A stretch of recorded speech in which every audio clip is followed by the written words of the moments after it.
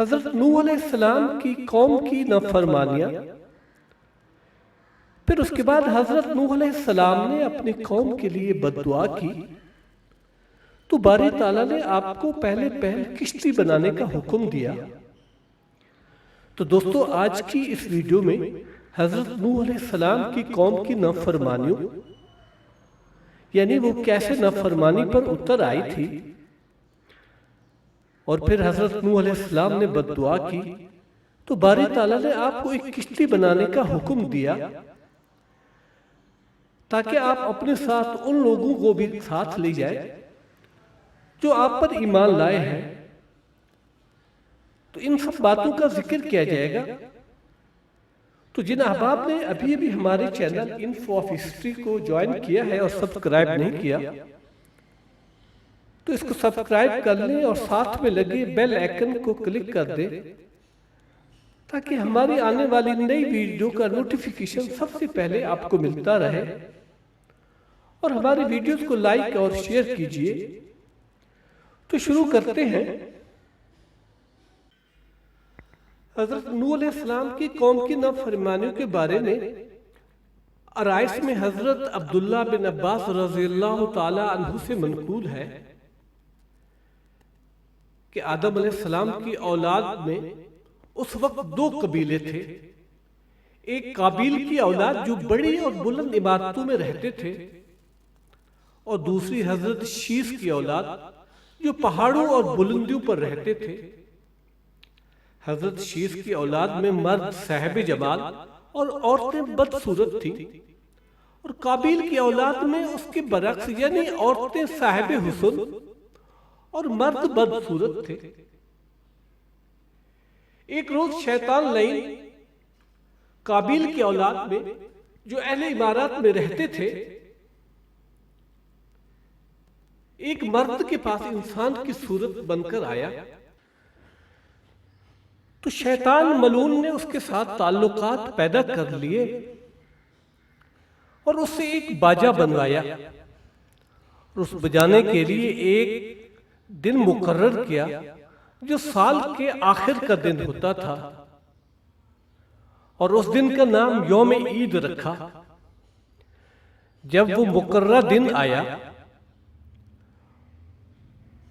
تو وہاں پر عورتوں اور مردوں کا ایک مجمع جمع ہوا۔ اتفاق سے اولاد شیث سے ایک شخص وہاں آیا، تو اس نے وہاں نہایت خوبصورت عورتیں دیکھی، اور اپنی قوم میں جا کر اس نے وہاں کے حالات بتائے، اور اس نے عورتوں کی حسن و جمال کا بھی ذکر کیا۔ تو قوم کو بہت شوق ہوا اس میلے میں جانے کے لیے۔ سال کے اختتام پر جب وہ دن آیا تو یہ پہاڑی لوگ جمع ہو کر وہاں گئے جہاں شیطان نے اپنا جال بچھا کر ان عورتوں اور مردوں کو گناہوں میں مبتلا کرنا شروع کر دیا، اور وہ اس کو اچھا سمجھنے لگے۔ حالانکہ حضرت آدم علیہ السلام نے شیث کی اولاد کو وصیت کی تھی کہ اولاد قابیل سے کبھی میل جول نہ رکھنا، مگر یہ مل گئے اور گناہوں میں مبتلا ہو گئے، یعنی باجا بجانا اور زناکاری شروع ہو گئی۔ یہ قوم کی نافرمانی تھی۔ اس کے بعد اس قوم میں 5 امام نہایت بزرگ تھے، جن کے نام دو، سوائے، یغوث، یعوق اور نصر تھے۔ جب یہ امام یکے بعد دیگرے انتقال کر گئے تو لوگوں کو ان کی مفارقت، یعنی ان کے جانے کا بہت رنج و عالم ہوا۔ یہاں پر پھر شیطان نے اپنا جال بچھایا اور ان لوگوں کے پاس آیا اور کہا کہ تم لوگ ناحق اتنا رنج و عالم کرتے ہو،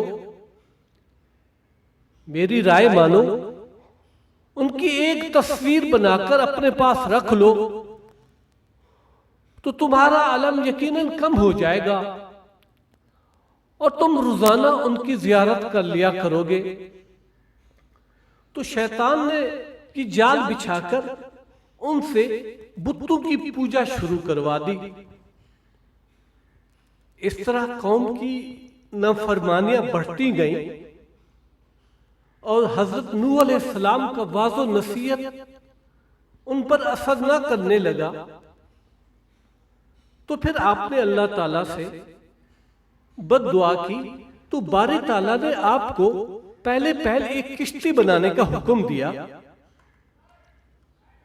کہ آپ ایک کشتی بنائیں جس میں ان لوگوں کو جو آپ پر ایمان لائے ان کو ساتھ لے جائے، تاکہ میں پھر ان پر عذاب نازل کروں۔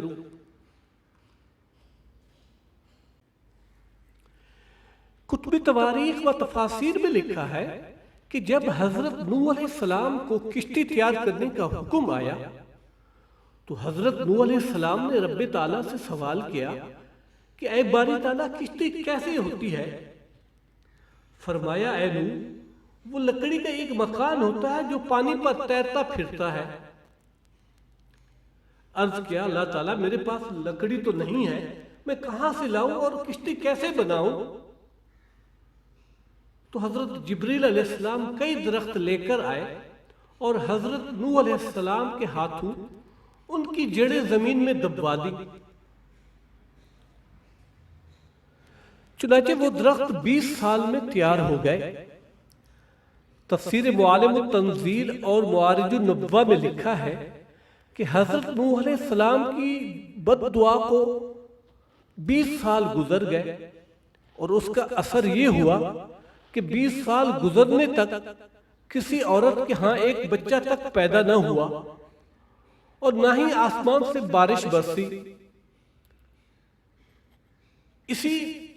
ان 20 سالوں کے دور میں حضرت نوح علیہ السلام نے اسلام کی دعوت سے لوگوں کو اسلام کی دعوت دینے سے خاموش رہے، جن کے بدلے قوم نے بھی آپ کو تکلیفیں نہیں پہنچائیں۔ اس کے بعد ان درختوں کو حکم الہی سے گرایا گیا اور تعلیم جبریل علیہ السلام ان درختوں کے تختے بنائے گئے، یعنی جبریل علیہ السلام آپ کو بتاتے اور آپ پھر ان کو تختے بناتے۔ معارج النبوہ میں ایک عجیب و غریب روایت ہے کہ ان درختوں سے پورے 1,24,000 تختے تیار ہوئے، اور پھر حضرت نوح علیہ السلام نے حضرت جبریل علیہ السلام کی تعلیم میں کشتی بنانا شروع کی، تو قوم کے لوگ وہاں پر آتے اور ہنستے اور کہتے پانی کا ایک قطرہ نہیں ہے اور بارش بھی نہیں برسی، دریا اور نہریں سب خشک پڑے ہیں، مگر تم کشتی بنا رہے ہو۔ حضرت نوح علیہ السلام کو فرمان خداوندی پہنچا کہ اے نوح، چونکہ ہمارے مشیت میں یہ قوم لائق عذاب ہو چکی ہے اور ان کی بربادی کا وقت بالکل قریب آ گیا ہے، لہذا کشتی بنانے میں تم جلدی کرو اور ان کی کچھ باتیں نہ سنو۔ چنانچہ آپ رب تعالیٰ کے حکم سے کشتی بنانے میں تیار ہو گئے اور اس کی تکمیل شروع کر دی۔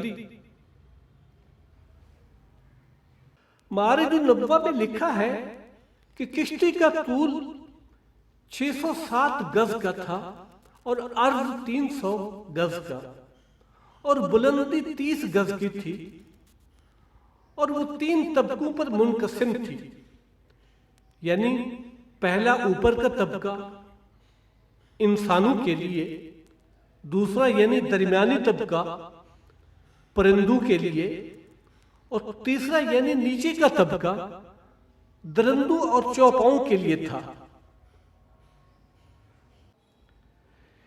اس طرح حضرت نوح علیہ السلام نے حضرت جبرائیل علیہ السلام کی رہنمائی میں کشتی مکمل کر لی اور رب تعالیٰ کے حکم سے اپنے ایمان لانے والوں کو اس میں سوار کیا،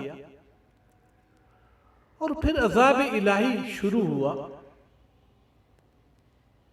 تو دوستو، آج کی ویڈیو کا اختتام یہاں پر ہوتا ہے۔ انشاءاللہ نیکسٹ ویڈیو میں طوفان نوح کا ذکر کیا جائے گا۔ ہماری ویڈیو کو لائک اور شیئر کیجیے اور کومنٹ سیکشن میں کومنٹ کرنا نہ بھولیے۔ شکریہ، والسلام۔